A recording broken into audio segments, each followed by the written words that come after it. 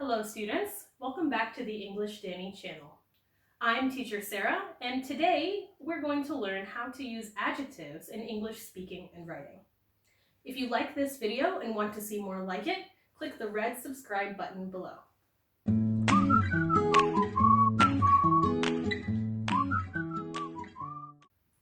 Let's begin. What is an adjective?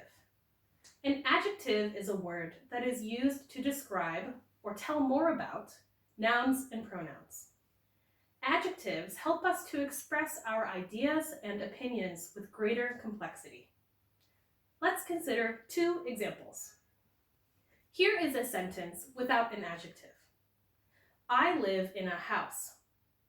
Now, let's try adding some adjectives to give us more information about our noun, house. Here is the same sentence with one adjective.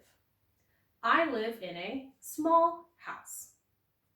And with two adjectives, I live in a small, old house. And finally, with three adjectives, I live in a small, old, blue house. Let's look at one more example.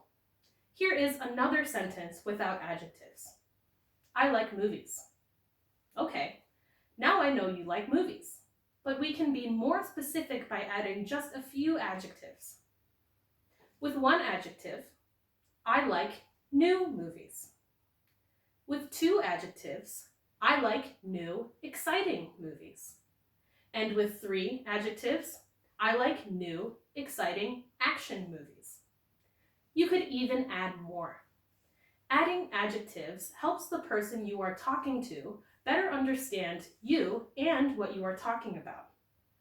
Adjectives can be split into many categories like shape, words like square, round, and circular, color, words like red, orange, and yellow, and age, words like old and new.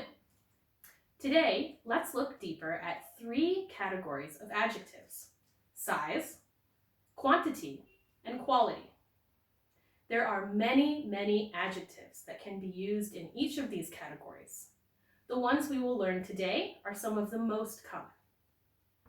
First, let's talk about size. Size is one of the most commonly used types of adjectives. These adjectives are mainly useful for describing physical things. Two of the most well-known size adjectives are big and small. But there are many ways to express just how big or how small something is. Let's take a look at this chart that shows size adjectives in order from small to big. On the left, we see a word for something very small, miniature. Often in English, we shorten this word to mini. For example, the boy looks like a miniature version of his father, or the boy looks like a mini version of his father. Next is the word tiny. Something tiny is very small. In a sentence, we can use the adjective tiny like this. Look at those tiny ants. Or, did you see the tiny puppy over there? The word tiny implies that something is smaller than usual or expected. After tiny, we see the word small, which can be used in any situation in which you want to express that something is less than a normal size. For example, she's a small girl, or my phone is so small. There are also adjectives we can use to express that something is neither bigger nor smaller than expected, but is a normal size. The adjectives in the middle of the chart can be used interchangeably. Normal-sized, average-sized, and medium-sized. We'd use these terms in a sentence like this. I want to buy a normal-sized table, not too small or too big. I have an average-sized apartment. It's a medium-sized car. On the right side of the table, we first have the words big and large.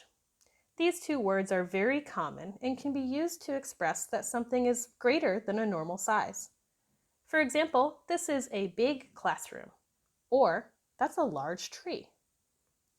After big and large, we have the word huge. This adjective is used to describe something very big or bigger than expected. For example, that building is huge, or this is a huge meal. Even bigger than huge are the adjectives gigantic and enormous. These adjectives are used for things that are extremely big. Here are a few ways we can use these words. Tokyo is a gigantic city. China has an enormous population. Next, let's take a look at quantity adjectives. These adjectives tell us how much of something there is. It is important to note that the quantity adjective we use depends on the noun.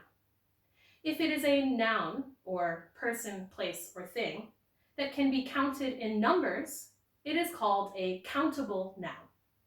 These are words like car, house, and friend. These are all things we can count. For instance, I can count 5 cars, 4 houses, 10 friends, and so on. If it is a noun that cannot be counted, it is called an uncountable noun. These are words like stress and rain. I cannot count rain or stress. I cannot say there are 10 rains or I have 35 stresses. Therefore, these words are uncountable nouns. Let's take a look at the following chart of quantity adjectives. Blue words should only be used with uncountable nouns. Red words should only be used with countable nouns. And black words can be used with any noun, as you'll see in the top right corner of the chart. First, we see the adjective phrase, a little. Just like the word little means small, a little means there is a small amount of something. A little can be used with uncountable nouns. For example, I'm a little stressed, and I have a little water in my shoes. Next, we see the terms few and a few. It is important to note that few and a few can only be used with countable nouns. A few implies that there is not much of something. For example, there are few cars on the road today, and we only have a few carrots. In the middle is the adjective some. This is an adjective that implies that there is a medium or average amount of something. Some can also be used with any type of noun. Here are some examples. Will you get some snacks from the store? Let's listen to some music while we study. Many is the next adjective. And like few and a few, many can only be used with countable nouns. Remember, countable nouns are things you can count with numbers. Let's look at a few examples. I don't have many books at home. She has many classes this semester. The final quantity adjective we'll talk about today is a lot of or lots of. These terms can be used with any type of noun and in many different ways. Let's consider 3 examples. She has a lot of shoes. There are lots of restaurants near my house. There's a lot of snow on the sidewalk. Last, in today's lesson, are adjectives that describe the quality of something. Quality means how good or bad something is. These adjectives are extremely useful and are used to describe opinions, physical things, emotions, and more. Let's take a look at our third chart for some of the most common quality adjectives. On the left, we see adjectives used to describe things that are bad or that we dislike. Let's begin with the adjectives terrible and horrible. These words are used to talk about things that are really, really bad. Let's see the words in a sentence. That was a terrible movie. I had a horrible flight. Awful is another word used to describe things that are really bad. For instance, I have an awful headache. That song is awful. Bad can be used in any situation. If you want to express dislike or low quality, Bad can be used anytime without sounding as serious as words like awful and horrible. For instance, I had a bad day. This is not as serious as I had a horrible day, but still means it was not good. In the middle of the chart, we see the neutral adjectives okay, fine, and decent. These words mean that something is not good and not bad, just in the middle. Let's see it in context. The pizza was okay. The class was fine. He's a decent singer. Next, on the right, we see words to describe things that are better than okay. Good, great, wonderful, and amazing. Good is like the word bad. It can be used in any situation and expresses like or good quality. It is not so serious. For example, I had a good day is not as serious as I had an amazing day. Great means something is better than good. For example, this is great soup. Words like wonderful and amazing are used to describe things that are really, really good. For example, she is a wonderful teacher. Or, I had an amazing vacation. Well, students, that concludes today's lesson on expanding your use of adjectives.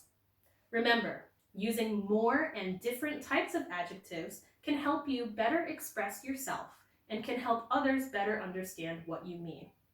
If you enjoyed the lesson, please consider liking, subscribing, and sharing this video. See you next time.